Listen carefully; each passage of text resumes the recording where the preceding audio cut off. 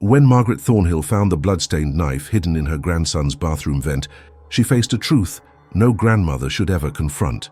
The quiet boy she had raised for 5 years after his parents' tragic death wasn't just harboring dark thoughts. He was methodically eliminating his tormentors one by one. As the bodies pile up in peaceful Oak Ridge, Margaret must answer an impossible question.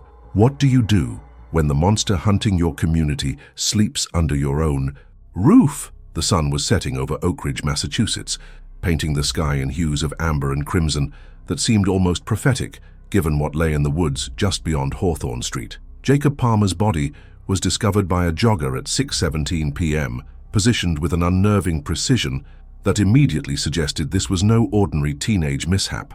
His throat had been cut with surgical accuracy, one clean incision that severed the carotid artery, causing him to bleed out in minutes. Detective Veronica Blackwood crouched beside the body, her experienced eyes taking in every meticulous detail of the crime scene. "No signs of struggle," she murmured to her partner, Officer Raymond Chen. "The kill was quick, calculated. Our perpetrator knew exactly what they were doing." 3 miles away, in a Victorian house that had weathered a century of Oak Ridge history, Margaret Thornhill was preparing dinner for her grandson. At 68, Margaret's hands showed the slight tremor of age, but her mind remained as sharp as during her 40 years as an English teacher at Oak Ridge High. The kitchen smelled of rosemary and garlic as she checked her watch. Elijah was late again. "Grandma, I'm home." The front door closed with a gentle click as Elijah Thornhill entered, his lanky frame appearing in the kitchen doorway. At 17, he possessed an intellect that both impressed and slightly unnerved his teachers. His dark eyes, inherited from his father, revealed little emotion as he set his backpack on a chair. "You're late, sweetheart.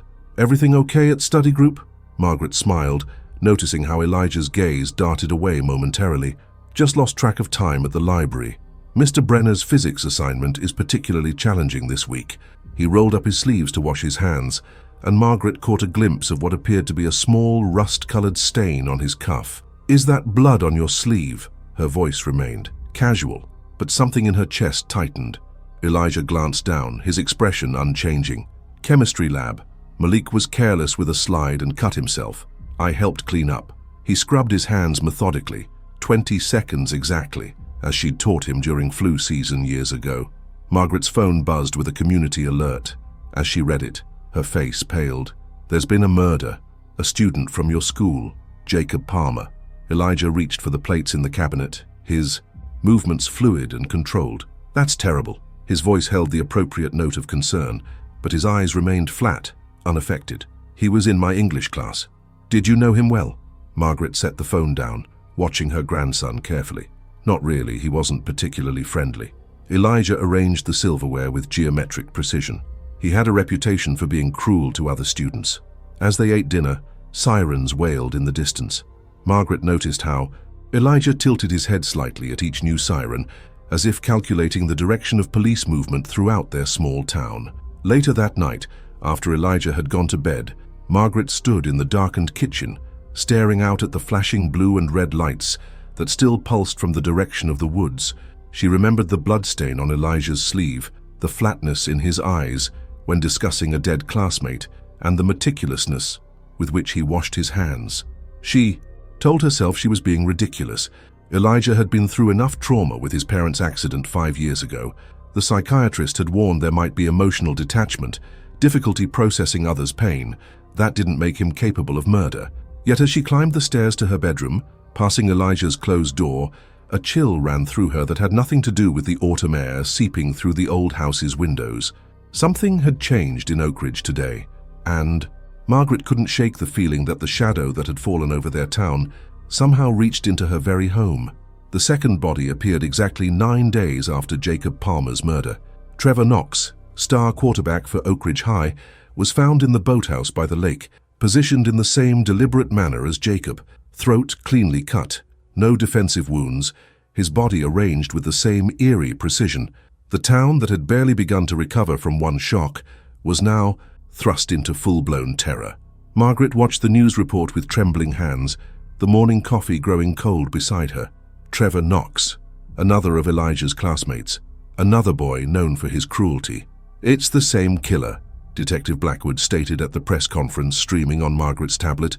"We are dealing with someone methodical, someone who plans every detail." Behind the detective, Sheriff Walter Duncan looked grim, his usual confidence visibly shaken by the realization that a serial killer was hunting in their community. "Elijah?" Margaret called upstairs. "You'll be late for school." Her grandson appeared at the top of the stairs, school bag already packed, his uniform impeccable as always. "I heard about Trevor," he said, descending the stairs with measured steps. "The whole school's talking about it online.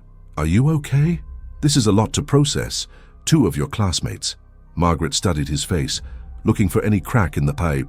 "Calm facade. I'm processing it," Elijah replied, the phrase eerily reminiscent of his therapy sessions after his parents' deaths. "Trevor wasn't a good person, Grandma. He locked a freshman in a storage closet for 6 hours last semester. The kid had to be treated for dehydration." A flicker of something, anger, satisfaction, crossed his face before disappearing. After Elijah left for school, Margaret found herself standing in the doorway of his bedroom. She'd always respected his privacy, but the nagging sense of unease had grown too powerful to ignore. She stepped inside, feeling like an intruder in her own home.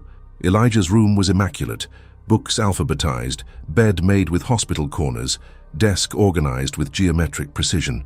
Margaret opened his desk drawers, finding nothing but school supplies and neatly filed papers. His laptop was password protected, of course. She was about to leave when she noticed the slight discoloration on the bathroom vent. Near the floor, kneeling with difficulty, Margaret pried open the metal grate. Inside, wrapped in a hand towel, lay a hunting knife, its edge caked with what could only be dried blood. Her heart hammering, Margaret replaced the vent and sat heavily on Elijah's bed. There could be explanations. Elijah had taken up fishing last summer. He'd mentioned taxidermy as an interest once, but even as these thoughts formed, she knew they were merely desperate rationalizations. The doorbell rang, startling her so badly she nearly fell. Composing herself, Margaret went downstairs to find Principal Harold Watson standing on her porch, his expression grave. "Mrs. Thornhill, I was hoping we could discuss Elijah," he said once they were seated in her living room. "In light of recent events, we're checking in with students who might have had difficult relationships with the victims." "Difficult relationships?" Margaret repeated, her mouth suddenly dry. Principal Watson shifted, uncomfortably. Both Jacob and Trevor had disciplinary records related to bullying. Elijah was one of their targets last year, particularly after his presentation on forensic science. They mocked him quite severely about his interest in death. As the principal continued speaking, Margaret's mind returned to the knife hidden in the vent, to Elijah's calm assessment of Trevor's character, to the bloodstain that might not have come from a chemistry accident after all. "Is Elijah in danger?" she asked, interrupting whatever Watson had been saying. The principal looked startled. "From whom, Mrs. Thornhill? The killer seems to be targeting bullies specifically." As Watson left, Margaret stood frozen in her foyer, a terrible understanding beginning to take shape. The danger wasn't coming for Elijah, it was coming from him. The police presence at Oak Ridge High had tripled by the following week. Officers patrolled the hallways, and Detective Blackwood had commandeered the guidance counselor's office for interviews. When Margaret arrived to pick up Elijah after school, she noticed Blackwood speaking with a slight girl with purple-streaked hair, Cassandra Wells, Elijah's lab partner, and perhaps his only friend. "What do they want with Cassandra?" Margaret asked when Elijah slid into the passenger seat. "They're interviewing everyone," Elijah replied, his gaze following the detective, "especially anyone who had connections to Jacob or Trevor." "Did she?"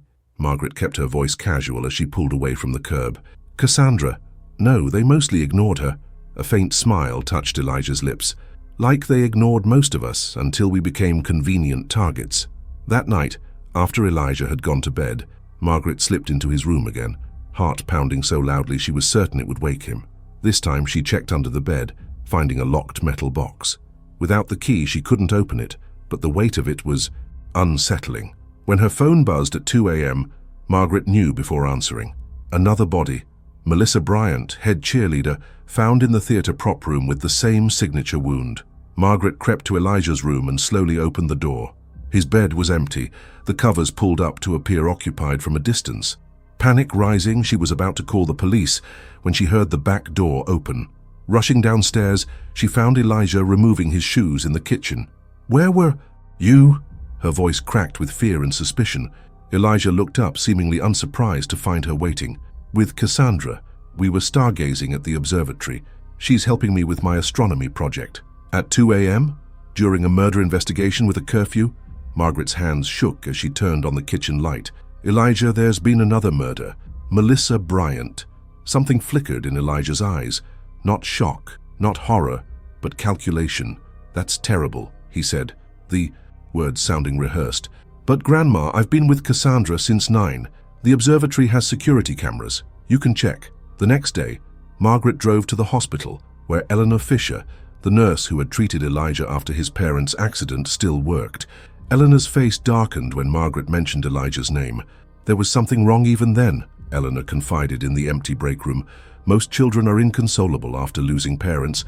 Elijah was analytical. He asked about the exact injuries, the blood loss, how quickly they would have lost consciousness. It wasn't grief, it was curiosity. As Margaret drove home, her phone rang. Detective Blackwood requesting a meeting. At the station, Blackwood showed her security footage confirming Elijah's alibi for Melissa's murder. He and Cassandra had indeed been at the observatory all night. Your grandson seems to have a solid alibi, Blackwood said, studying Margaret's reaction. But I have to ask, is there anything about Elijah's behavior recently that's concerned you? Margaret thought of the knife, the locked box, his empty bed. She thought of Eleanor's words and the calculating look in his eyes. But the security footage played on the screen before her, showing Elijah and Cassandra pointing at stars, never leaving the observatory. No, she lied, hating herself for it. Nothing unusual. That night, while Elijah showered, Margaret searched his laptop, finally, guessing his password, a combination of his parents' death date. What she found chilled her to the bone, a hidden folder containing photographs of crime scenes, detailed images that hadn't been released to the public, showing angles and details only the killer could know. Yet there he was on camera at the observatory when Melissa was killed. The truth began to dawn on Margaret with horrifying clarity. Elijah wasn't acting alone. The connection between the victims became clearer when Dr. Sylvia Martinez, the criminal psychologist consulting on the case, identified a pattern that had escaped initial notice. Jacob, Trevor, and Melissa weren't just random bullies. They had all participated in a vicious cyberbullying campaign against a student who had attempted suicide the previous year. Our killer is enacting what they perceive as justice, Dr. Martinez explained during the town hall meeting. Each murder is meticulously planned, almost ritualistic. The positioning of the bodies, the method of killing, it's both punishment and performance. Margaret sat rigid in her seat, remembering how Elijah had briefly mentioned a classmate's suicide attempt last year, not with sadness, but with a clinical interest in how online harassment could drive someone to such desperation. After the meeting, Sheriff Duncan approached her. Mrs. Thornhill, I understand Elijah was also targeted by these students at one point. Margaret nodded, her mouth dry. He was, but he never seemed particularly affected. Elijah has always been self-contained. That's one way of putting it, Duncan replied, watching her carefully. Detective Blackwood tells me you were asking about the security footage from the observatory. May I ask why? Just a grandmother's worry, she said, forcing a smile. With everything happening, I needed reassurance. When she returned home, Margaret made a decision. While Elijah was at his weekly therapy session with Dr. Gardner, she conducted a thorough search of his room. The locked box under his bed yielded easily to the small key she found taped beneath his desk drawer, a hiding place she'd taught him years ago for his diary key. Inside the box, neatly organized in plastic sleeves, were trophies: Jacob's student ID card, Trevor's team captain pin, and most chillingly, Melissa's hair ribbon, still faintly stained with blood. Beneath these, Margaret found detailed plans for future murders, complete, with schedules, methods, and alibis. The next name on the list made her gasp: Principal Watson. But what truly broke her heart was a hidden compartment in the false bottom of Elijah's closet. There, she found newspaper clippings about the tragic accident that had killed her son and daughter-in-law 5 years ago. Alongside these were detailed notes in Elijah's precise handwriting, documenting how brake lines could be cut to appear as a manufacturing defect. Margaret sank to the floor, memories flooding back. Elijah's calm demeanor after the accident, his precise questions about the investigation, the way he'd insisted on living with her rather than his aunt and uncle in Seattle. Her phone rang, Dr. Gardner calling from his office. Mrs. Thornhill, Elijah never arrived for his appointment. I was wondering if there was a scheduling confusion. Margaret's blood ran cold as she realized Elijah must have suspected her discoveries. She raced downstairs, finding a note on the kitchen counter, went to study with Cassandra back by dinner. With shaking hands, Margaret called Detective Blackwood. "I need to show you something," she said. "But first, you should know, Principal Watson may be in danger." As police officers rushed to secure the school and locate the principal, Margaret laid out the evidence she'd found for Detective Blackwood. The detective's expression grew increasingly grim as she examined the trophies and plans. "Mrs. Thornhill," Blackwood said gently, "I have to ask, do you believe your grandson is capable of these murders?" Margaret stared at the evidence spread across her kitchen table. "The boy I raised couldn't be," she whispered. "But the boy who could plan his parents' deaths and call it an accident? Who could hide these trophies under my roof for weeks?" She met Blackwood's eyes steadily. "Yes, that boy is capable of anything. There's something else," Blackwood said carefully. "The security footage. From the observatory. We've had it analyzed more thoroughly. There are inconsistencies, timestamps that don't match, sections that appear to have been spliced together." Margaret closed her eyes. "Cassandra, she's not just his alibi, is she?" "No," Blackwood confirmed. "I believe she's his accomplice." The search for Elijah and Cassandra intensified as dusk fell over Oak Ridge. Principal Watson was safely in protective custody, but there was no sign of the teenagers. Margaret paced her living room, jumping at every sound, when the back door opened quietly. Elijah walked in alone, his expression unnervingly serene. "They're looking for me," he stated, not a question but an observation. "Where's Cassandra?" Margaret asked, keeping the kitchen island between them. "Safe, for now." Elijah set his backpack on the counter with deliberate care. "You went through my things. You killed those children," Margaret replied, her voice steadier than she expected. "And before them, you killed your parents."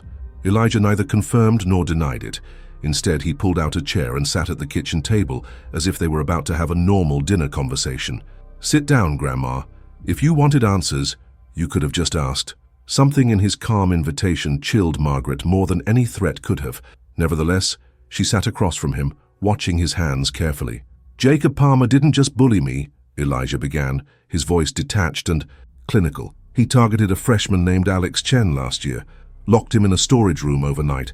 Alex tried to hang himself 2 weeks later." Elijah's expression didn't change, but his eyes darkened. "Trevor Knox held a younger student's head in a toilet until he nearly drowned. The school gave him a 1-day suspension. And Melissa, sweet Melissa, she orchestrated a campaign to share a sophomore girl's private photos after the girl refused to do Melissa's term paper. That girl swallowed a bottle of pills." "So you appointed yourself judge, jury, and executioner?" Margaret asked, her heart breaking for the boy she thought she knew. Someone had to. Elijah's voice remained calm, reasonable. "The school did nothing. The parents did nothing. The police did nothing." "And your parents," Margaret whispered, "what crime did they commit?" For the first time, emotion flickered across Elijah's face, a brief spasm of rage quickly controlled. "They saw my journals, my plans. They were going to send me to a special facility for troubled youth." His lips curled in disdain. "They called me broken, damaged, said I needed to be fixed. And Cassandra? How did you involve her in this?" A small smile. "Cassandra found me. Her brother was one of Melissa's victims, the one who survived the pills but never came back to school. She understood justice in a way most people can't." Elijah leaned forward. "She has a gift for video editing. The observatory. Footage was her masterpiece. The police know the footage was tampered with," Margaret said quietly. Something flashed in Elijah's eyes, surprise quickly masked. "That's unfortunate timing. Elijah, this has to stop. You need help." "Help?" He laughed softly. "Like the help my parents wanted to get me? No, what I need is to finish what I started. There are still names on my list, people who have caused suffering without consequence." "I can't let you do that," Margaret said, reaching slowly for her phone. Elijah's hand shot out, grasping her wrist with surprising strength. "I thought you might understand, Grandma. You always said evil thrives when good people do nothing. This isn't justice, Elijah. This is vengeance." Margaret met his gaze unflinchingly. "And I've already called Detective Blackwood. She's on her way." Elijah's expression hardened. "Then we don't have much time. I need you to help me. One last time. Tell them Cassandra manipulated me, that I was a victim too." "I won't lie for you," Margaret said, tears welling in her eyes. Then I'll disappear. I have resources, plans. He stood abruptly.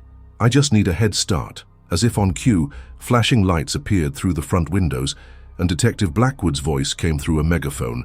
Elijah Thornhill, the house is surrounded. Come out with your hands visible. Elijah's eyes darted to the back door, calculating his odds. Grandma, please. They'll lock me away forever. Margaret stood, tears streaming down her face. I'm sorry, Elijah, I already made my choice. From her pocket, she pulled out a small recording device, its red light blinking steadily. The expression that crossed Elijah's face when he saw the recording device wasn't rage or betrayal. It was something worse, appreciation. As if his grandmother's calculated move was something to admire. Well played, he said softly, as officers burst through the front and back doors simultaneously, weapons drawn. I didn't think you had it in you. Detective Blackwood entered behind her officers, approaching cautiously. Elijah Thornhill, you're under arrest for the murders of Jacob Palmer, Trevor Knox, and Melissa Bryant. As the officers secured him, Elijah maintained eye contact with his grandmother. You know, I planned for almost every contingency. I had escape routes, false identities, offshore accounts, all the cliches. A small, genuine smile crossed his face. But I never planned for you, Grandma. The one variable I couldn't control.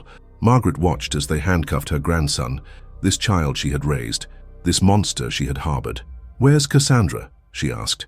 Elijah's smile widened slightly. She's exactly where she needs to be. It took the search teams 3 hours to find Cassandra Wells in the abandoned boathouse by the lake, bound and gagged, with detailed plans for the murders in her backpack and the murder weapon bearing her, fingerprints hidden under the floorboards. He was going to frame her, Detective Blackwood explained to Margaret later at the station. Make it look like she was the mastermind all along. Margaret stared through the one-way glass at her grandson, who sat calmly in the interrogation room. And was she involved at all? We don't think so, Blackwood replied. The girl is traumatized. According to her statement, Elijah asked her to meet him at the boathouse to stargaze, then attacked her. We've verified her whereabouts during the previous murders. She has genuine alibis. He told me she helped him fake the observatory footage, Margaret said quietly. Another lie. Our tech team found evidence that Elijah hacked into the observatory's security system himself. He has quite extraordinary computer skills. Margaret watched as Dr. Martinez entered the interrogation room. Elijah straightened slightly, seemingly eager for the psychological evaluation. He's not resisting, Margaret observed. No, Blackwood agreed. He's cooperating fully, answering every question. It's as if, she hesitated, as if he's proud of what he's done, Margaret finished. As if being caught is just another part of the performance. When Margaret was finally allowed to speak with Elijah, she found him oddly at peace. They're saying I'll likely be tried as an adult, he informed her clinically. Dr. Martinez believes I display clear signs of antisocial personality disorder with sadistic tendencies. Is that all I am to you now? Margaret asked. Another observer to your performance? Something flickered in Elijah's eyes, perhaps the last remnant of the child she had loved. No, you were the one person I never wanted to hurt. Yet you brought this darkness into my home, made me complicit in your crimes by my silence. I never asked for your silence, Elijah countered. You chose that yourself, just as you chose to record our conversation. Margaret leaned forward. There's one thing I need to know. Your parents, was that your first? Elijah's expression became distant, reminiscent. No, he said simply. There was a cat when I was 7, a neighbor when I was 9. It looked like an accident. Dad started to suspect after that. He found my journal. His gaze refocused on Margaret. Some people are born with something missing, Grandma. As Margaret left the juvenile detention center, Sheriff Duncan approached. Her, Mrs. Thornhill, we found something else in Elijah's research. Names, dates, details of unsolved murders across 3 states, all with the same MO, all preceding your son and daughter-in-law's accident. Cold cases? Margaret asked, her voice hollow. Duncan nodded grimly. If these connections prove true, your grandson may be one of the youngest serial killers in American history. 6 months later, Margaret Thornhill stood before a room full of parents and teachers, her hands steady on the podium. The signs were there, she told them. The fascination with death, the lack of empathy, the calculated responses to emotional situations. I saw them, but I chose not to understand what I was seeing. She looked out at the anxious faces before her. Love can blind us to the darkest truths. But love without vigilance, without honesty, isn't protection, it's complicity. As she continued her presentation on recognizing early warning signs of violent behavior in adolescence, Margaret knew that across the state, in a high-security facility, Elijah was still watching, still calculating, still waiting. And she knew with bone-deep certainty that the monster would never stop being her grandson, nor would the grandmother ever stop loving the monster, from a distance that could never again be breached.